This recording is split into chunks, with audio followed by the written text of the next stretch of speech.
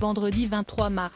Le monde de la télé a perdu l'une de ses figures phares en la personne de Deschamps. Monique Brown, celle que l'on a pu voir dans Prison Break et Chicago Fire, s'est éteinte à l'âge de 49 ans. Si son nom ne vous dit peut-être rien, son visage lui doit forcément vous rappeler des séances canapé devant votre téléviseur.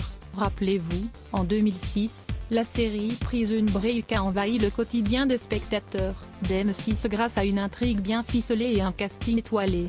Si tout le monde se souvient des célèbres tatouages du non moins réputé Wentworth Miller, d'autres personnages ont aussi marqué le public.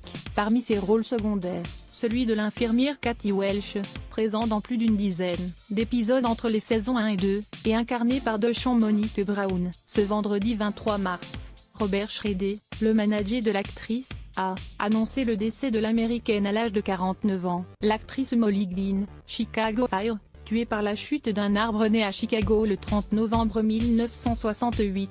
Deschamps. Monique Brown a démarré une carrière de comédienne après avoir obtenu un diplôme de conseillère d'orientation. C'est dans un téléfilm, Skin Complex, qu'elle fait sa toute première apparition à la télévision. À la suite de sa révélation dans Prison Break, elle décroche un rôle récurrent dans Chicago Fire, en 2012, en incarnant Connie, l'assistante administrative de la caserne 51. Les séries addicts ont aussi pu la voir dans Shameless, Empire ou encore Boss, maman d'une petite Zoé.